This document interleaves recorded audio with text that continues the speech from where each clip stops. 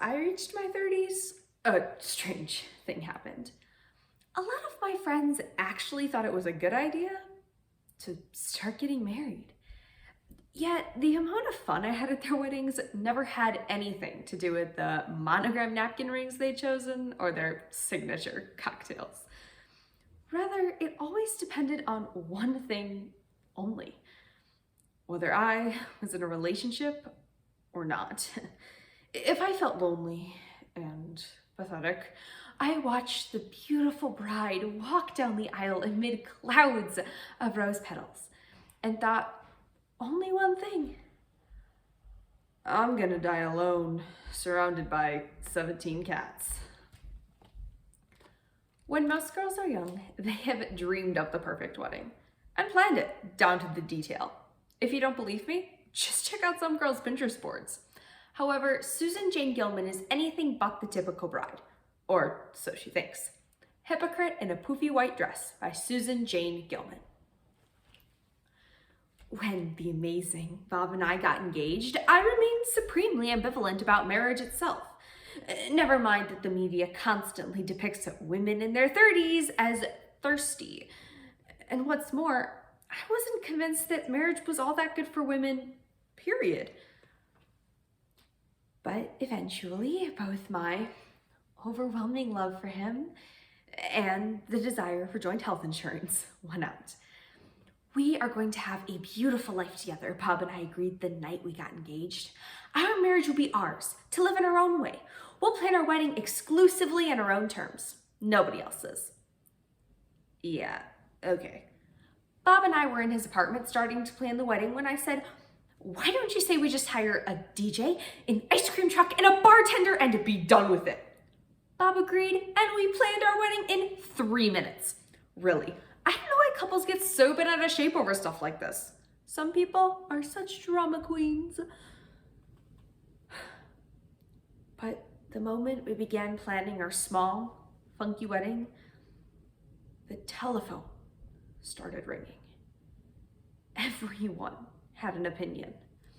I heard you're not having bridesmaids. How could you possibly have a wedding without bridesmaids?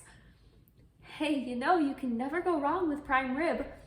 Polkas are always nice for your elderly guests. Everyone had an opinion, and they were not afraid to share it. And Bob and I had also overlooked the fact that even if all you wanted was an ice cream truck, a bartender, and a DJ, you still needed a place to put them. And if you decided that it might be nice to have some photographs of the day, photographs that were slightly higher quality than your iPhone 6, it would probably be better if we hired a photographer. And then, as my mother diplomatically pointed out, if relatives are going to travel across the country to witness your marriage, it was probably polite to feed them more than a fudgesicle and a glass of champagne. And surely you couldn't expect the older folks to balance a plate on their hand all night. They had to sit somewhere. And since you were going to have tables anyway, would it really kill you to put out a few flowers to brighten things up? And by the end of the month, Bob and I had 16 rotating appointments with photographers and florists and wedding halls and DJs and caterers. The only upside to this was that most of the vendors we interviewed made any crazy and annoying relative look reasonable by comparison. But the biggest issue, by far, was the dress. Quite simply, I refused to wear one, or at least not a traditional white one. My plan was to be the anti-bride and walk down the aisle in black. No one but me thought this was a good idea. So grudgingly, I dragged myself to David's Bridal, a chain store in a strip mall that subscribes to the revolutionary idea of actually stocking wedding dresses in different sizes so that women of different sizes can actually try them on. I did everything the wedding books instructed me not to. I arrived at David's Bridal alone, without an appointment, and with absolutely no idea of what would look good on me, other than maybe an enormous paper bag. A sales lady, Annette, led me back into the dressing room and set me up in a fitting room with a few plain dresses I'd reluctantly selected. Then I tried on my first dress.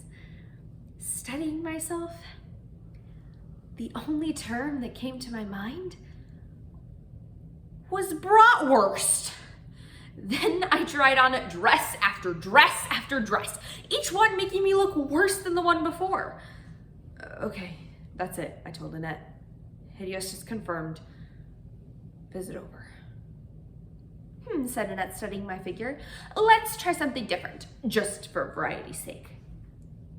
Then she hoisted me into this big, poofy, ivory satin dress by Ole Cassini. It was exactly the type of wedding dress that I had sworn on a stack of Ms. magazines that I would never, ever wear.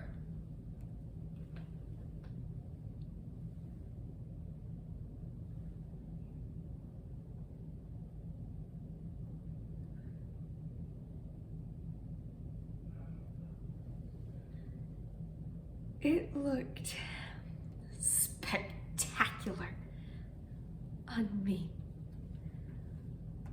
Granted, it made breathing nearly impossible, but this was not because of the cut, but rather because I simply could not believe what I looked like. Flabbergasted, I climbed upon the pedestal with the dress fanning out around me. Here we go, said Annette, pinning a tiara to my head and then turning me towards my reflection. I couldn't help it. I almost started to weep. I looked beautiful, more beautiful than I had ever seen myself look in my entire life. And at the same time, I found myself in the midst of an ideological crisis. I mean, I was supposed to be the anti-bride. But in that dress, with that tiara, I was intoxicated with myself. And I loved it. And I hated myself for loving it. But eventually, I realized that if I married Bob in a big, poofy white dress, he would appreciate equally the irony and the beauty of it. Because the wedding gown, like Bob, fit me uniquely. Because it, like him, brought out my best qualities in spite of myself. Adorned in that dress, I would go on to become who I wanted to be, regardless. I would let hope vanquish fear. I would grasp Bob's hand tightly, and I would clearly say, I do.